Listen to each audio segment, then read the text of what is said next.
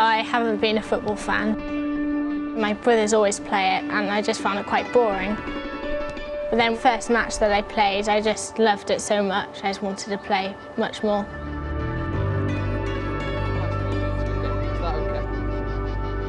Football is a special thing for me because it's fun, exciting. It's definitely made me more confident and made new friends. It's made me a better team player with lots of things, not just football. I coach the under-10s girls, and that's really exciting. I just want to help them improve, help other girls play football and make them enjoy football as well. And I just like helping the community.